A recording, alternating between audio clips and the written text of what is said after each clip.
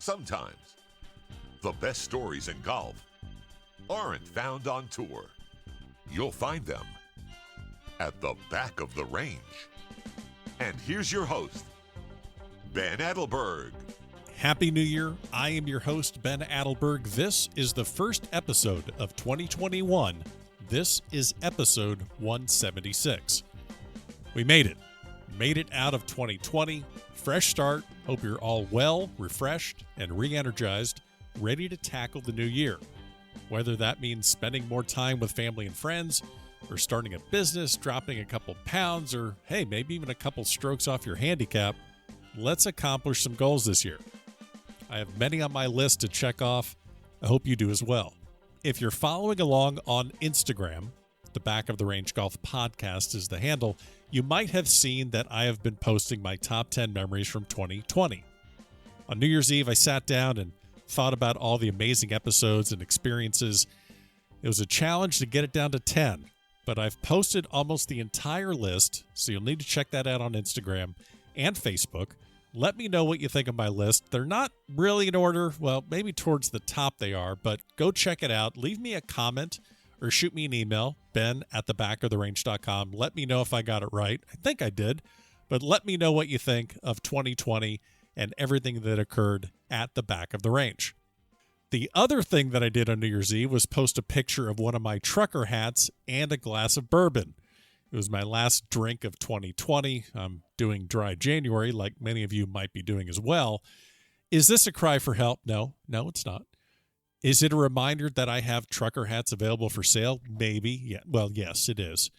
But I was sitting at 175 episodes on December 31st. I had just posted the recent Cole Hammer episode. That was 175.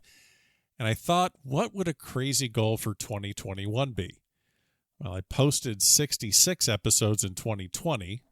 So 175 plus another 75 is 250. Sure, that sounded great after, a couple cocktails. So I posted on Instagram that episode 250 would post on December 31st, 2021. Then I woke up the next day and saw what I did. You ever wake up the next day after a couple drinks and realize you might have made a crazy or odd decision the night before? Don't answer that.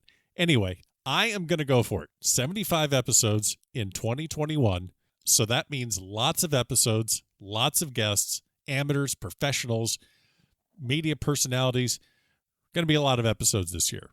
So make sure you are following along on Facebook, Twitter, and Instagram. I say it all the time, but the website is thebackoftherange.com. That's where you can get everything. And the merch, t-shirts, hats, towels, face masks, it's all there. So let's get started. My guest on this episode is Chris Gotterup. For those of you that might think that I know each and every prominent amateur in the country, well, there are some that I had not met yet. Some that maybe don't play at, Oklahoma State or Texas or Alabama. Well, Chris Gotterup was one of those guys, but not anymore. I was able to spend time with him at the USAM, Maridoe, South Beach. Chris is a Jersey native and chose to stay home and play for Rutgers. Good decision by Chris and a great get for Rutgers. He's the reigning Big Ten Conference Player of the Year, and that came after a dominant 2019 where he won the New Jersey State Open and the Met Amateur Championship. What I like about Chris is not the joggers that he wears. No, I don't like that. But I do like the fact that he's rough around the edges. He's gritty. He loves playing in bad weather. He doesn't care what it looks like. He just cares about winning. So, Chris, thanks for joining me here at the Back of the Range. Thanks for being the first episode of the new year. How are you? I'm doing good. Thanks for having me. Finally, I've been seeing you a lot this year. Saw you at the USAM. Saw you at Maridoe. We have to talk about the frozen tundra of Maridoe Golf Club at some point. But before we get into all things about your collegiate career and your time at Rutgers, we're around the holidays. We're kind of in between Christmas and New Year's. So let's get an update. What does Chris Gotterup do for the holidays? And tell me what your plans are for New Year's Eve. Definitely doesn't do much. I'm trying to take some time off and, just hang out with the family, sit down and, crank out some Netflix episodes and hang out with friends. And we have been playing a ton of paddle tennis. Been crushing that every night. But other than that, it's about as low key as it gets. All right, so let's hit on these two topics here, because I always need to know what is the best thing to listen to or to watch on Netflix. Most of my time is spent putting this podcast together. So tell me, what do I need to be watching on Netflix right now? And then bake in also the keys to a successful paddle tennis match. Like, what are the keys to victory there, and what are you watching on Netflix right now? So I've actually gotten big into Formula One, and I've been watching like the Formula One, like I think it's like Power to Drive or something, Reasons to Drive or something like that. And it's basically just about like all the drama that unfolds throughout like the year in Formula One, and it's pretty electric. Sure. And then I've been crushing The Punisher too. I don't know if you've watched that. It's next up. It's next up. That's the next thing I need to watch. It's my favorite. I'm just, not that I'm doing much, but it gets my blood going on the couch, watching him just beat the crap out of people. Nice. All right, so I kind of lured you into just speaking quite a bit at the beginning of this episode, so people aren't listening to my voice because they know what I sound like. Wanted them to listen to your voice a little bit and see if they could possibly decipher and pick up any sort of an accent. You are a native of the great Garden State of New Jersey, so I'm hoping people have picked that up by now. But if you haven't, you'll get more of his accent as we roll through this episode. But we kind of like to hit upon where people get their start in the game. So talk to me a little bit about New Jersey, how you got started, where you grew up. Tell me how you got into golf. All right, so obviously New Jersey through and through. I've grown up in Rumson, which is Monmouth County, kind of Jersey Shore area. So I've been by the beach my whole life, and me and my family play at Rumson Country Club, and my dad's pretty good. He's like a scratch handicap, so he got me into it. And then ever since then, I've been playing. I'm 21 now. I've been playing for who knows how many years, but it's been fun, growing up and playing against my dad and now beating my dad. And then my brother's gotten into it. He went from a 10 to a 1.5 this past summer. So wow, the whole family gets competitive now, and we have some good family matches. So getting into golf, I have friends, friends in the Jersey area, and it doesn't seem that golf is the focus or the year-round sport that it is maybe in Texas or in Florida or maybe out in the desert. I'm guessing you played all sorts of sports growing up, didn't you? Yeah, golf, and I mean, I play golf only now, but it's not like a year-round focus, which I like. I played coming up into high school. I played lacrosse. I played basketball. I played pretty much everything, but lacrosse was my main sport up until I had to drop it because of golf. But I loved it. I had a couple concussions, which also made me drop out of that. But okay. But I loved it. It's just, you just go full throttle, ripping lacrosse balls at the net. I played attack, so it probably helped me with golf, to be honest. Just, you're going full throttle, ripping a lacrosse ball. It probably helped me pick up some distance and whatnot in golf. So I enjoyed my time, and I wish I could have played a little longer, but it was fun while it lasted. Well, I think you have a better future in store on the golf course than playing lacrosse. That looks like it's kind of a crazy game since there's very little padding, and that ball I'm guessing you can catch one of those in the head pretty quick. And yeah, it doesn't feel great. Yeah, I can imagine. So, well, I'm obviously you're having this great career at Rutgers, and Big Ten Player of the Year, all Big Ten recognition, through and through, and just really leading Rutgers. But I love when we can kind of dive into how you decided to go to, or how any collegiate player decides to go to the college of their choice, because there's so many factors that fall into it, whether it's, okay, do I like the coach? Do I like the university? Am I going to be able to play? Whether, do I want to be around home? Do I want to, kind of venture out? So talk to me a little bit about maybe the process of you figuring out where you wanted to play your collegiate golf. Yeah, so It's pretty easy. It was very easy decision back then. I was probably not under recruited, but I wasn't very like highly recruited out of high school. I played New Jersey stuff, and that was about it. Like we have a really good Mets section, the MGA. Yeah. And so I played in all that stuff, the New Jersey State stuff. But I really didn't like the AJGA, and like it just wasn't my thing. So I only got recruited by local schools. So it was like Loyola, Maryland, and Rutgers. And it was, between those two schools, it was so easy for me to pick the Big Ten school with being close to home. And it just had everything I could possibly want, representing home and New Jersey, and then, getting to play right away and, showing what I got on the national scale. So when obviously they're going to understand what the weather's like in Jersey or anything in the Northeast. You do not have the luxury of, hitting balls year round in 70-degree weather and having perfect conditions. I've spoken to several players from the Northeast, whether recent players or mid-ams that went to college in that area, and they would just basically tell me not horror stories, but you have some pretty tough conditions when you're trying to work on your game and compete against players that are at a Pepperdine or a Florida or a Texas. So how do you get your game in order to go compete on the national level when your practice, not to say your facilities, but just the dynamic of the weather, that's adversely affecting your ability to compete, I would think.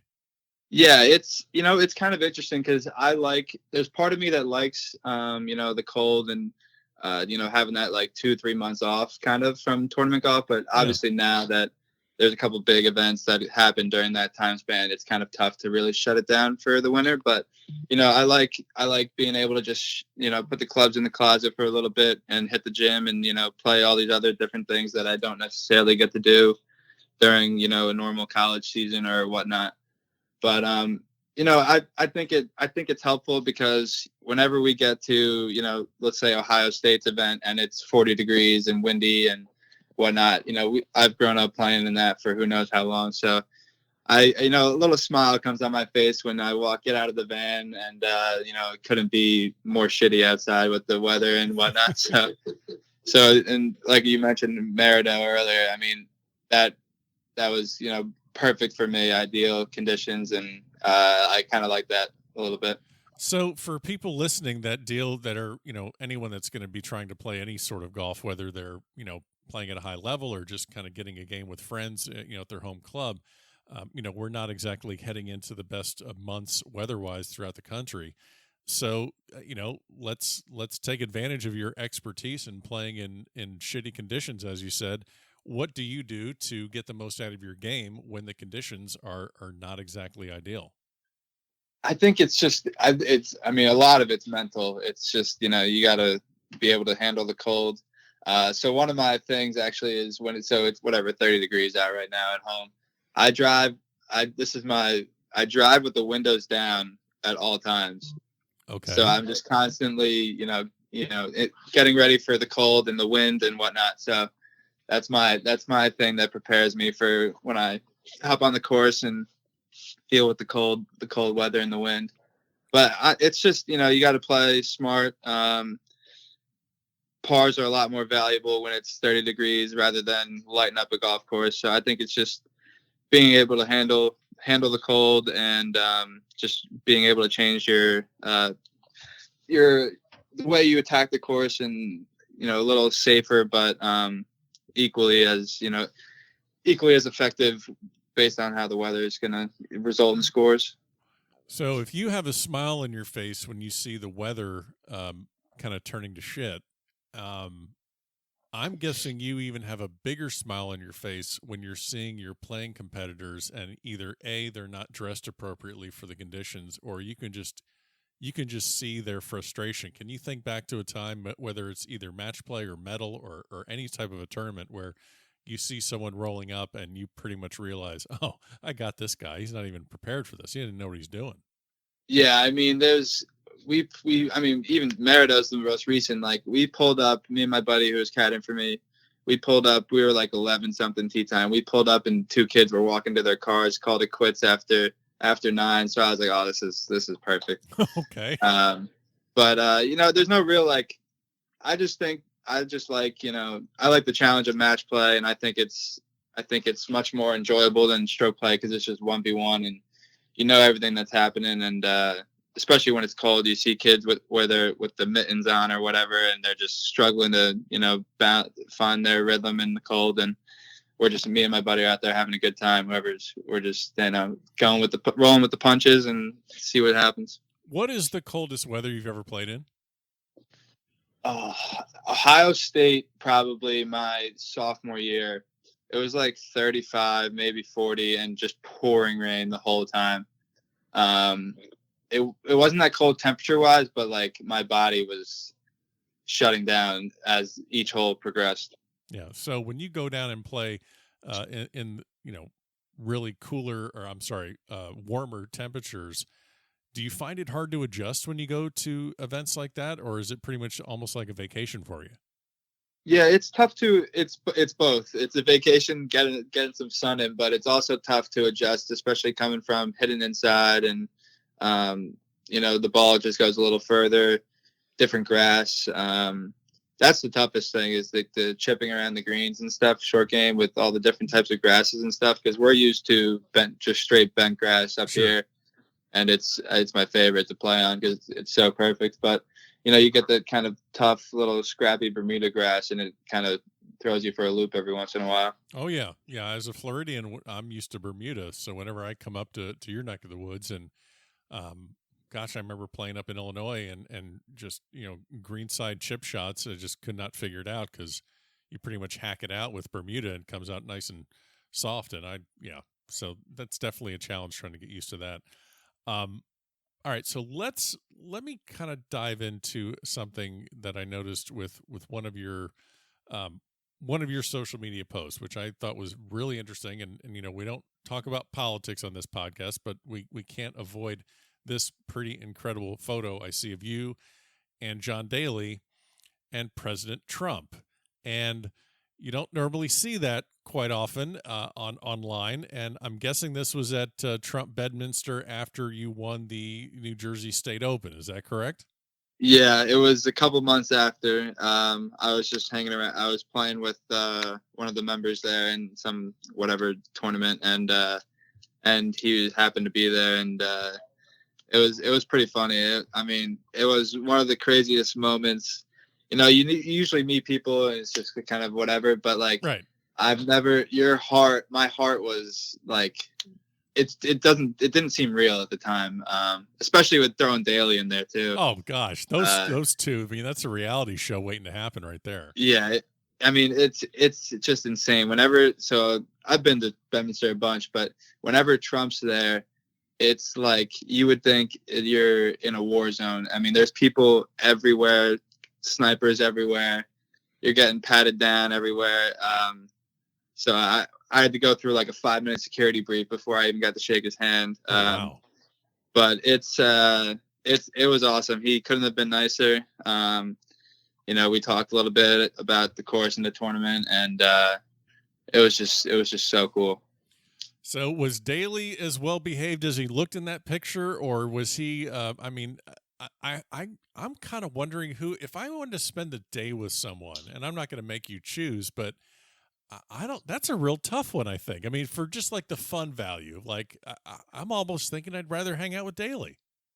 Between the two of them, yeah, I don't know. It's tough. Daly, I feel like Daly's way more public. I feel like Trump, after meeting him, I think it'd be hard to turn down Trump. Sure. But, Daly's just a wild card. So it would be a ton of fun. Either one of them would be one of the greatest days ever. But, he was slugging his Diet Coke or whatever it was. Uh-huh. And had his whole outfit going. It was pretty cool. Who on the Rutgers team would most closely resemble, not just in looks, I'm talking about more like personality. Who on your Rutgers team, this is a good chance for you to throw someone under the bus, but who would most closely resemble John Daly? It's got to be Hansen, Brendan Hansen. All right. who actually was my high school teammate as well, and now college teammate. All right. Now, give me a little backstory. Why does Hansen kind of fall into line with Daly? I mean, is it? He's got the body type for it. That's number one. Number two is he's got the most wild swing you've ever seen in your life. People ask if he's like joking when he hits the ball, because it looks insane, but it works. And he's just a clown, and me and him have gotten along for however many years, so we have a good time together. And he's probably the closest one that gets the Daly nod. Sure. So you're talking about body types. Perfect segue into this part of our conversation. So, as I like to do, a little bit of research and get a little bit prepared for my episodes and my guests. I'm looking at, the Rutgers website and seeing a Rutgers golf page on the website and seeing, the different accomplishments. You had a great 2019 season and, All-American, and as the universities like to do, they like to post a little profile picture, and there's your senior picture and there's your junior picture. I'm like, yeah, that looks like the guy I saw at Merideau and the guy I saw at South Beach. And then we get back to the freshman picture, and that kid looks puffy. I guess that's the best description there, but that kid looks like he likes pizza and yeah, he loved Oreos. And there you go. Yeah, so everything you could imagine. So peanut butter, Nutella, and the whole 9 yards. Okay, so that kid isn't exactly the one that is currently ranked 20th in the PGA Tour U rankings. He's not the one that is the reigning Med Amateur, or a former Med Amateur and New Jersey State Open champion. So obviously something happened fitness-wise, something happened diet-wise, and hey, whether you play golf in college or not, a lot of the freshman 15 is a real thing. So when did you either figure it out or someone pointed out to you that, hey, if you really want to make some progress, we're going to need to get a couple things figured out, and one of them seems to be your fitness. So when did that start to kind of hit home? I would say probably going into my sophomore year, somewhere around my sophomore year, I was probably pushing, in that picture, I was probably pushing 250, honestly. And I never really cared. It was just kind of all my friends from home were all a bunch of clowns and stuff. So sure. I never really had anyone that was pushing me or whatever, besides my family and coaches and stuff. But I once I started playing, once I got a whole year under my belt, I realized I should probably, if I'm going to do this thing, I got to make some changes. And so my sophomore I probably went in 250 my sophomore year. And by the time I finished my sophomore year, I think I was 205, 200. So, wow. Yeah, I lost a lot of weight, and the results started to come. I finished top 15 in all the spring events. So there was definitely a nice correlation. And now I'm back up a little bit, but I love going to the gym and just throwing weights around, and it's a nice stress reliever from all the other stuff that we deal with. Well, and I'm also guessing just not only dropping the weight and getting in a better shape, but I'm guessing also it's allowing you to have better endurance. Where obviously you're carrying your bag when you're playing collegiate events and amateur events, unless you have someone looping for you. But I'm guessing, the benefits just have to be all over the place, whether it's stamina on the golf course or strength or added distance or just all around health.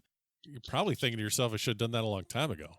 Yeah, for sure. It was probably a long time coming, and I still can't run to save my life. If I ran a mile right now, I'd probably die. But I do a lot of weighted vests. I go for hikes with weighted vests. So it's basically walking with a golf bag on your shoulders at all times. So all that stuff's been super helpful. And those 36 hole days when you're playing college, you basically are dying the last 9 holes. So it's been super helpful with that. And it's just been overall very, even off the course, just feeling better. And it's it's been a huge change that's been very beneficial for me. Yeah, and you're pulling chicks now because between dropping 50 pounds on the that kid freshman year didn't do too well. it's so funny. One of the previous episodes was Julian Perico, and yeah, he was talking about that too, where he's having a tough time. Also, I can't believe you guys are all coming on here looking for help. I don't know why you're asking me for advice. I can't help you, but so what is obviously with COVID, the lockdown, so to speak, campus life is not at all what it used to be. What has been probably the most frustrating part of COVID for you? I mean, obviously you have your health and that's the most important thing, but what has been the most frustrating part of your collegiate existence without, during COVID? Obviously not being able to play is tough. Hopefully we'll be good for the spring. I think we will, but I think it's just tough. Like, you're not even going to class, you're doing all this stuff and probably not even learning anything, just doing it on my computer. But just not being able to see like people who I normally see. And I'm, not that I love all the guys on the team, but when you're around them for 3 straight months and you don't see anyone else, it drives you a little crazy. Sure. Everyone starts to hate each other a little bit, but my buddy, like I have a couple buddies on the football team and not even be able to just go say hi to them, and everyone's kind of on eggshells a little bit. It's just weird. Yeah, I think that's kind of that's pretty consistent with just about everyone right now, where just the normal day-to-day things you just can't really do anymore. Yeah, and usually at school, you walk to class, you see 2,000 people at least, and it's just nice to see people, and now there's just no one. So you are heading into your senior season, basically. Is it one more semester, or what have you decided to stay another year, or do you really know what your plans are right now as far as for the next year? As of right now, I'm just doing the spring, and we'll see what happens after that. I'm definitely open to the 5th year, but it's hard to say with all this, all the ranking stuff going on and whatnot, to make a decision right now would be kind of dumb, I think. But yeah. So I'm just going to hang on and see what happens. Well, and with PGA Tour U, like I said earlier, you're ranked 20th, and that's, I mean, when that thing came out, obviously it's the guys at the top 5 that are going to be getting a Korn Ferry card, but also there's 15 other spots, and I'm guessing when that thing came out, you're thinking, wow, this could be a nice little way to pave my way to a professional career. And you have played in a Korn Ferry Tour event in the past. So what did you possibly see out of that Korn Ferry event that you took with you moving into the rest of your collegiate career? It was fun. It was in September, first week of September, I think. So no fans, it was nothing. It wasn't overwhelming, which was nice. Usually, right. It just seemed like another college event, to be honest, just plus a couple people on the putting green that you watch on TV every once in a while. But, it was nice. It wasn't, I played okay, not what I wanted to do, but it was comforting to know that it wasn't overwhelming. I could definitely see myself there, and it definitely added a little motivation just to try to get back there. Hopefully, once school's over. Now I know that you obviously working with your coach, obviously people that are supporting you at Rutgers, but I'm wondering, are there any people outside of the Rutgers family that you go to for, perhaps even professionals that you go to for advice, or maybe some of the things you're trying to pick up and learn as you get closer to, exploring a professional career? Are there people that, any pros that you've spoken to, or any conversations that you've had that you think are going to help you? Yeah. So, so I obviously have all the people at school and whatnot. But I also work with this guy, Jason Birnbaum, up in New York. And he teaches a couple guys. And so one of his main guys is Roberto Diaz. And so me and him have a group chat with Jason, and we, I get a taste of the tour life with him, just talking to them. And it's kind of nice just to hear things and hear what happens and whatnot. And also my assistant coach, who is now, back home, not working, but he was Roberto Castro's brother. So I played with him, and, I bounce ideas off of them. So it's nice to just get, some actual real deal advice and lessons and whatnot, and those are people that, you know, you can trust because they've seen it all, and, you know, they have some nice stories to tell, and, you know, lessons to give. So, not to put you on the spot, but can you think of one of the stories that you can share? Well, we had lunch with Castro, and he was just talking about, like, it's different when golf becomes like your job, and he had a tough time dealing with, like, the pressure of, you know, I actually have to, like, feed my kids with this. Right. And he just said, you know, it took a while for him to get over that hump, and, like, to you know, kind of de-stress himself in those scenarios. And once he did that, he started making, you know, the East Lake finals and whatnot, and he started playing really well. So he said it all takes time, and, you know, if it's meant to be, it'll happen. But if not, you roll with the punches. So it's nice to hear those guys who seem pretty much like immortal to kind of come back to reality a little bit and talk about that stuff. Absolutely. No, I think that's great because you're right. I mean, right now you're an amateur, you're playing collegiately, and, you know, the worst thing that happens if you you know, have a bad tournament is maybe your ranking falls a little bit, but you know, you still got a roof over your head and you still got food on the table, so you don't have to worry about those things quite yet. Yeah, exactly. I'm definitely not your average. I would say I'm not your average, like, college golfer. You know, I do things a little differently. I'm pretty relaxed, and, you know, I have my crew that I deal with, and it kind of brings me back to earth a little bit. You know, all we do is we just make fun of each other, and, you know, have fun. And it's nice to just, you know, have those, you know, clowns that you've been with for who knows how long to just, you know, mess around with. It sounds to me that you're, like you said, not the typical golfer. I'm guessing you don't want to talk about golf all the time. No, and that's, you know, it's funny you say that, because whenever we're playing in college events, me and coach, whoever's walking with me, we're talking football, we're talking whatever, just to keep my mind off golf. And you know, it gets old after a while. You know, we talk about whatever fantasy, and we're just messing around and talking highlights from the night before. It's just, you know, it's nice to have a lot of things to talk about other than just one thing that you do for pretty much a job. I'm guessing, is golf even your favorite sport? Not to watch, that's for sure. I love NHL. I love football. There's nothing better than a red zone Sunday on the couch.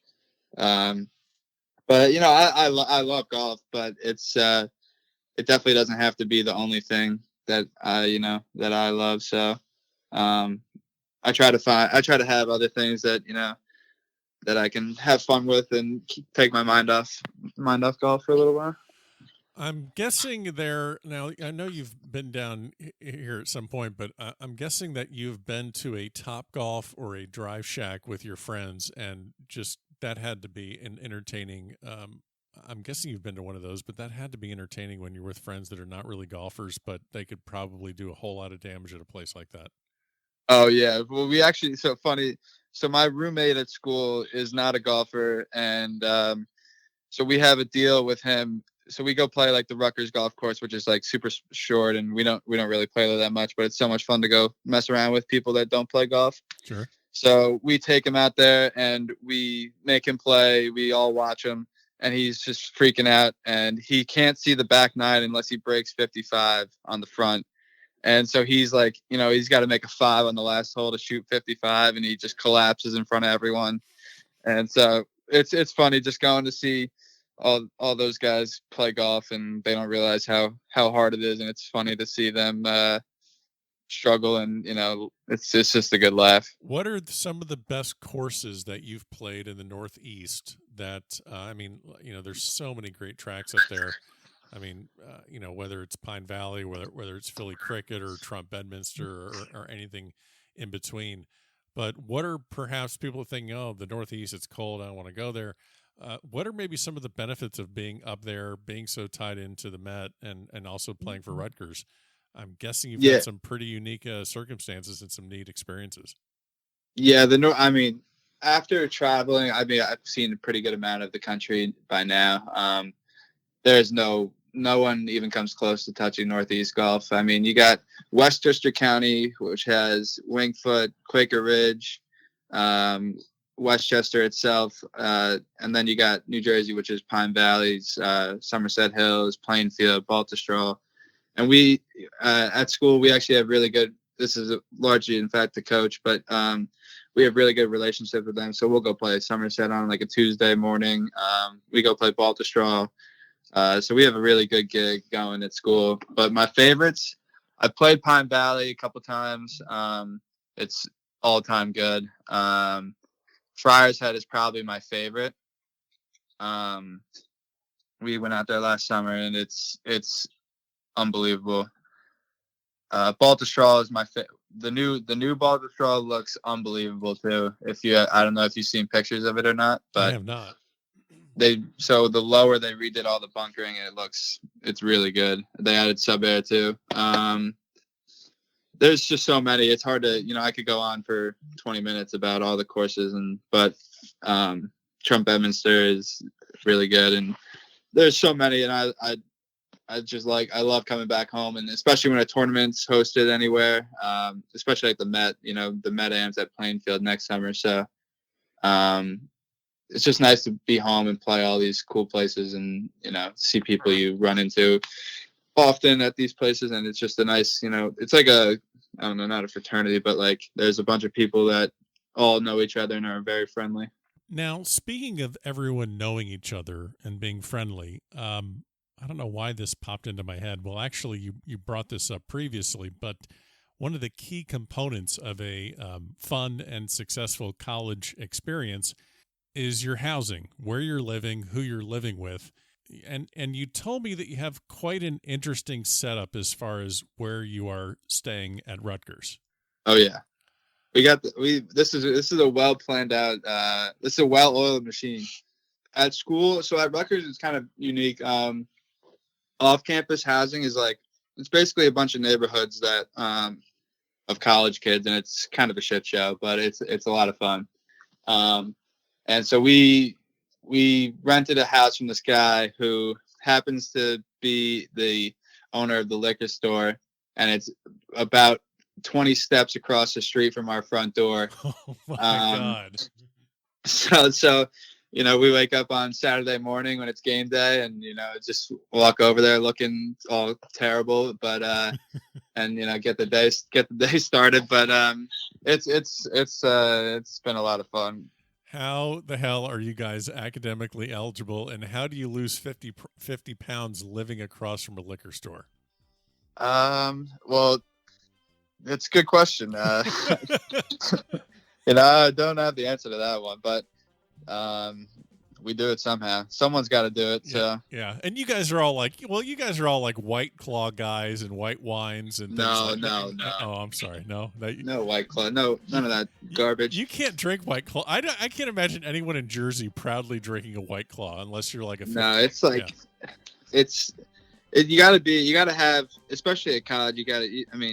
It's got to be a little gritty at some point. You can't just, No. When I'm home, maybe at a nicer place, you upscale it a little bit. Yeah, but there's nothing. You got to have, the plastic bottled vodka or whatever. It's got to happen at some point. Chris, it was fun seeing you at Merido during the.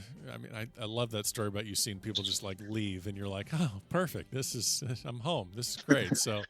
I love that story. I love the fact, like I said, Jersey guy staying home, and I'm sure I'm going to see you down the road in 2021.